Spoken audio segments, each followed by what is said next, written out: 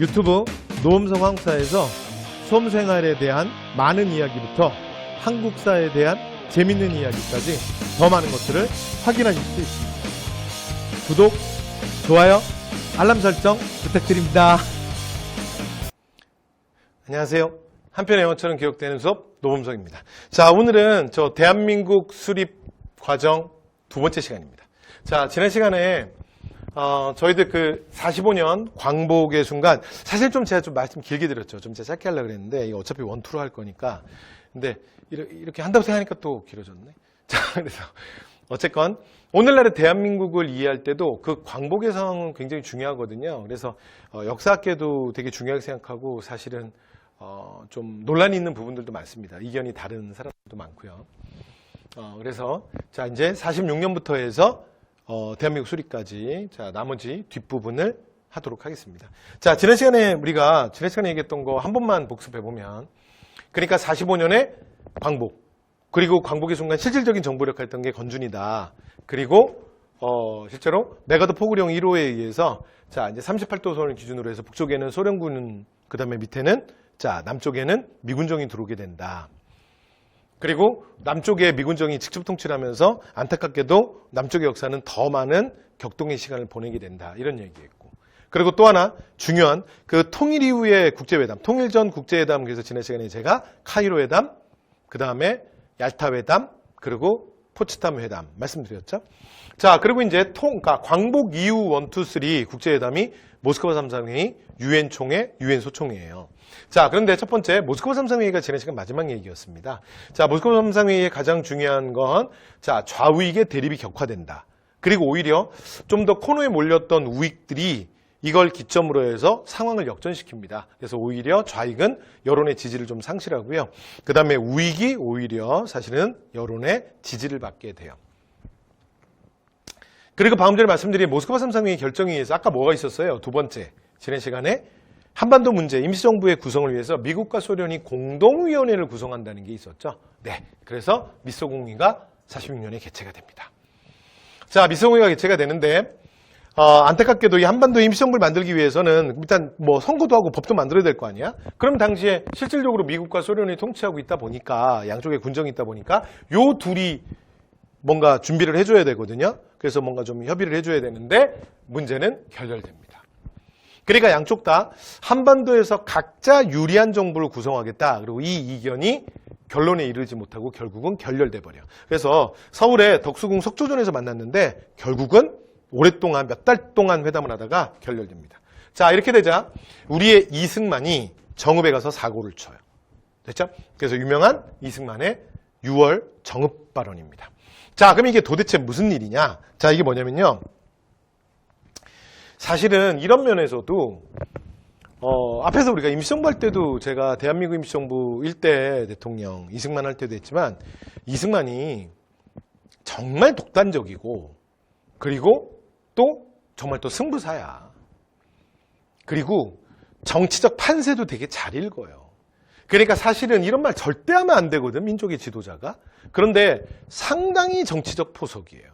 그리고 이 말은 어떤 의미에서 확실하게 미국한테 어필하는 거야.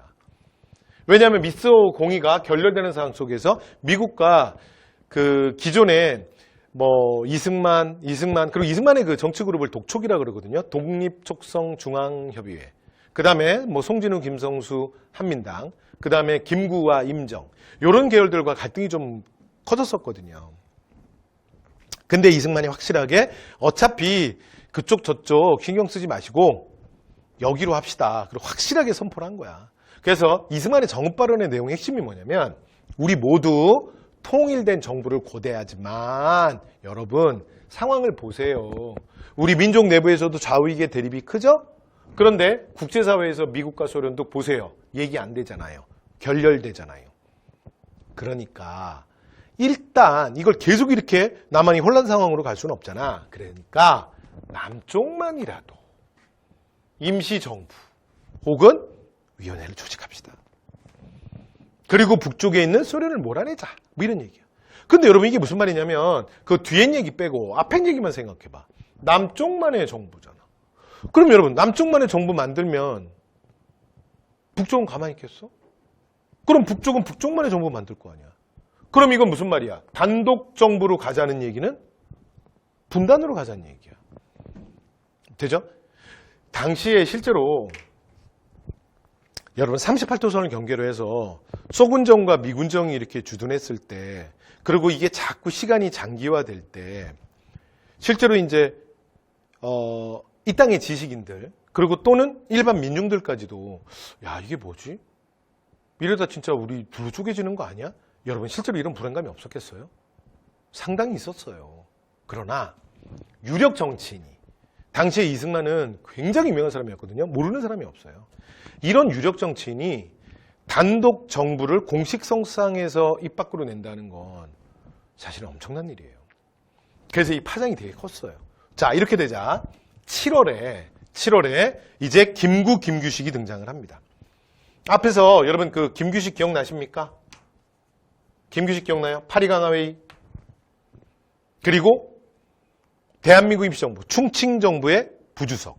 부주석에 왜 임명했었더라, 김규식을? 이 사람이 민족주의자이긴 하지만 우파이긴 하지만 중도파라 그랬잖아요. 그죠? 자, 그리고 여운형. 여운형 기억나시죠? 우리 건준이 할 때도 했어요. 가장 대표적인 중도 좌파. 이 사람은 기본적으로 사회주의, 그러니까 좌파의 경력은 있지만 민족주의자라도 언제든지 손잡을 수 있다. 이렇게 좀 탄력적인 사람. 요즘 다 중도파들이거든. 중도파를 중심으로 해서 좌우 합작 운동이 일어나요. 물론 당시에 어려움이 있지만 그 생각이 다르다고 해서 우리가 나눠지는 건 아니지. 여러분 지금도 여러분 대한민국 보시면 우리가 투표할 때마다 보잖아. 각 지역마다 지지하는 정당이 다르잖아. 확연하게 어떨 때는 진짜 아직도 민망할 정도로 그 투표 결과가 양쪽으로 딱 다르게 나타나기도 해요. 그렇죠? 그것뿐이야? 여러 가지 다른 경제적 이권이 또 걸리잖아? 그럼 또 지역 간에 또 의견이 확 달라져요. 여러분, 만약에 그렇다면, 그럼 그럴 때마다 그럼 나라가 쪼개져야 됩니까? 말이 돼요? 생각이 다르지만 우리가 왜 공존 못해요? 오늘날 대한민국 안에서도 생각이 다른 굉장히 많은 사람들이 다 공존하잖아요. 그리고 내 생각과 다르다 하더라도 민주시민의 가장 기본은 그 다른 생각 인정해 주는 거 아니야. 그렇죠? 내가 최소한 어떤 누군가가 정치적 권력으로 그 사람이 자신의 의사를 말할 수 있는 그것을 탄압하면 안 되잖아. 그게 오늘날 우리 사회잖아요. 자유민주주의 아니야. 그죠? 그래서 하나가 될 수 있다. 그래서 자합적 운동을 하는 거예요. 자, 그런데 여러분 여기서 하나. 이거를 누가 지지하냐면 여러분 미군정이 지지해요. 왜 그러냐면 원래 여러분 신탁은 미군정 플랜이었잖아. 그걸 격렬하게 지금 우익 쪽에서 반대하고 있잖아요. 좌익은 수용화자였고. 그러니까 미국이랑 우익이 갈등을 빚고 있었다고. 그러다가 미국이 새로운 카드를 하나 꺼낸 거야. 그게 중도파 카드야. 그러니까 우익이 너무 꼴통짓을 하니까 그러면 요 중도파를 중심으로 해서 정부를 구성하면 어떨까? 이 생각을 미국이 한 거예요. 그죠? 그래서 미군정이 이거 지지했다는 거 알아두셔야 합니다. 근데 나중에 지지 철회해요. 왜냐면 이게 생각보다 폭발력이 떨어지거든. 그러니까 미국이 또 금방 흥미를 잃은 거야. 근데 그 이유가 뭐냐면 첫 번째 이승만. 여러분 이승만은 어떻게 하겠어? 여기서 거의 단정론 같은 분단을 얘기해버렸는데 그 다음 얘기가 뭐야? 여기다 반발이잖아. 그러면서 이 파장이 생각보다 크잖아. 왜? 아니 이승만이라는 사람의 정치적 비중이 있거든. 그럴만하지. 그랬더니 거의 뭐 닥쳐 수준이잖아. 그러니까 이승만이 뭐라 그러겠어 거기다가. 가만히 있는 거지. 김구. 김구는 말로만 찬성해요. 아무 액션이 없어. 여러분 오늘날 우리가 정치인들을 볼 때 그들이 말하는 거 믿지 않잖아요. 아니 정치인들이 무슨 말 못해. 대통령 되기 전에 무슨 말 못하냐고. 대통령 되고 나선 자기 말했던 걸 정반대로도 많이 해. 그죠? 그렇죠? 그런 일들이 수없이 많잖아. 그렇지? 그래서 우리가 공약이라는 말을 그렇게 쓰잖아요. 그냥 공약이 원래 그런 뻥카잖아. 맞죠? 제 말 오해하지 마시고 김구라는 사람은 우리나라 역사에서는 까방권이 있는 사람이야. 여러분 누가 백번 김구를 함부로 욕합니까? 됐죠? 그래서 오해하지 마시고 제가 김구를 까겠다는 게 아니라 오늘날 역사학계 관점은 그래요. 물론 모든 역사학이 뭐 제 생각이랑 똑같은 건 아닌데 상당수 주류가 그래요. 독립운동가로서 백번 김구에 대해서 의문을 제기하거나 부정하는 사람들은 거의 없어요.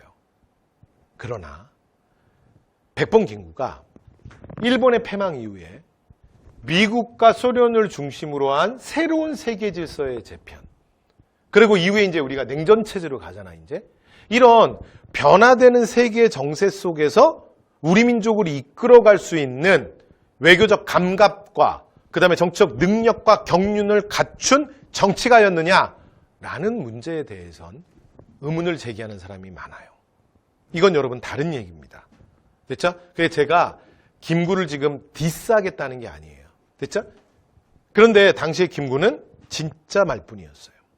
그리고 김구는 의외로 이승만이랑 되게 잘 지내거든요. 늘 이제 같이 다니고. 근데 김구가 여운형을 별로 안 좋아해. 그리고 김구는 여운형을 보면서 좀 약간 라이벌 의식을 많이 느꼈던 것 같아요. 여운형이 하는 건 기본적으로 김구가 별로 좋아하지 않아요. 그리고 이제 조선공산당 박헌영은 당시에 미군정과 갈등 중이었어. 그래서 그 갈등이 되는 게 바로 요 전에 1차 미소공이 끝나고 나서 무슨 일이 벌어지냐면 그 박헌영이 조선공산당이잖아요. 그래서 이 조선공산당을 중심으로 해서 위조 집회 사건이 터져요. 그러니까 조선정판사 위패 사건이라는 게 터지거든. 이게 되게 어처구니 없는 사건인데 이게 무슨 얘기냐면요. 여러분 우리가 위조 집회 그러면 항상 어디서 보는 거야? 항상 영화에서 보자. 영화에서. 그죠? 여러분 주변에 누가 위조 집회 만드시는 분 있어요? 이거 영화에서 나오는 거잖아. 항상 영화에서 맨날 나오는 거야. 위조 집회, 아니 마약 뭐 이런 거잖아. 엄청난 막 조폭. 그러니까 웬만한 조폭들이 이런데 손대지도 못해요. 진짜 이게 진짜 나라를 뒤흔들 만한 사건이죠. 조선공산당이 광복 이후에 조선공산당이 당비가 부족했던 거야. 그럼 여러분 어떻게 해야 돼요? 어떻게 하긴 당원 동지들한테 좀 돈을 당비를 좀 내달라. 우리가 정당이 돈이 없다. 이렇게 하든가. 아니면 자기들이 무슨 나가서 무슨 수익 사업을 하든가 아니면 지네들이 나가서 뭐 돈 벌어 오든가 뭔가를 해야 되잖아. 근데 조선공산당이 어떻게 했냐면 위조 집회를 찍은 거야. 상상이 돼요? 걸렸어. 그럼 지금 당시 실제로 정부는 미군정이잖아, 미군정. 미군정이 위조 집회 찍은 애들 가만 놔두겠냐고. 그런데 조선공산당 애들이 진짜 여기서 웃기는 얘기를 해. 뭐라 그러냐면 니네 미국 놈들 진짜 싸가지 없다. 아니, 쟤네들이 위조 집회 만들어서 걸렸거든? 근데 그러는 거야. 새끼들 진짜 싸가지 없네. 우리가 니네 미군정한테 협조를 했는데 니네 진짜 싸가지 없네. 이것들이 뭐 오냐오냐 했더니 정신 못 차려. 그래서 앞으로 니네 미군정은 얄짤없어. 그러면서 미군정과 자 이제 적대적 투쟁을 하겠다는 거야. 뭐야 이거? 지네들이 위조 집회 만들어서 걸려가지고. 그러니까 지금 상황이 이 상황이었어요. 그러니까 조선공산당을 이끌어가던 박헌영은 이게 미군정이 지지한다고 그랬잖아요. 그러니까 무조건 대립이야. 박헌영은 절대 안 한다. 이해됐죠? 이러면서 사실은 굉장히 영향력 있는 유력 정치인들이 사실은 여기에 적극적으로 합류를 안 해요. 그러면서 특히 또 좌우의 생각이 너무 달랐거든요. 그래서 이 어려운 상황 속에서 근데 우리가 하나가 될 수 있다. 그래서 10월에 이게 어디까지 가냐면 좌우합작 7원칙을 발표합니다. 좌합작 7원칙에서 가장 핵심이 뭐냐면 모스크바 3상회의의 결정을 우리가 이행한다야. 됐죠? 그리고 미소공의, 결렬된 미소공의를 즉각 재개하라야. 그러니까 한반도에 정부를 수립한다. 됐죠? 그 다음에 두 번째, 미소공의가 그럼 미국과 소련이 빨리 만나야 되잖아. 그러니까 미국과 소련이 빨리 공동위원회 해라.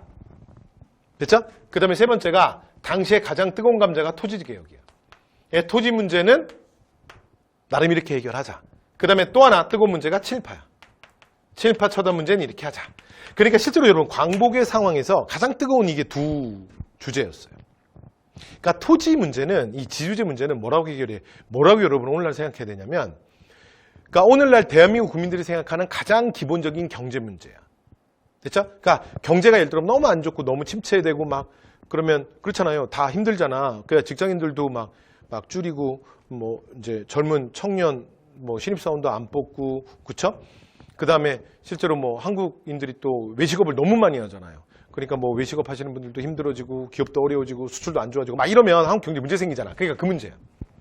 됐죠? 당시에. 그러니까 이건 뭐 조선 때부터 있었어요. 그러니까 땅을 가진 자 치고 농사를 짓는 자가 없고 농사를 짓는 사람 중에 자기 땅에 농사 짓는 가장 큰 모순이죠. 땅이 필요 없는 놈들 땅을 다 갖고 있는 거야. 그것도 소수의 몇 명이. 또 하나는 친일파 문제. 요거는 다음 시간에 어차피 친일파 문제는 좀 이어질 거예요. 그래서 그때 가서 또 친일파 문제 말씀드릴게요. 근데 이게 당시에 이 두 문제가 제일 심각했거든요. 근데 이게 좌우익이 생각이 달라요. 그러니까 좌익은 다 뺏어야 된다. 국유화해야 된다. 그래서 토지를 개인이 소유하는 게 악의 근원이다. 이게 좌익이야. 그 다음에 우익은 야, 어떻게 빨갱이 새끼들은 자꾸 남의 재산을 건드려. 남의 재산인데 그거 그냥 놔둬야지. 그렇죠? 이런 입장이야. 그 다음에 친일파도 좌익은 뭐냐면 지금 즉각 빨리 처단해야 한다. 이미 45년에 해야 되는데 이미 지금 자꾸 시간이 걸리고 있다. 그러니까 얘네들이 자꾸 자기의 친일에 대한 증거도 막 인멸하고 없애고 있잖아. 그러니까 지금 더 시간이 늦기 전에 빨리 친일파 처단해야 된다. 이게 좌익이야.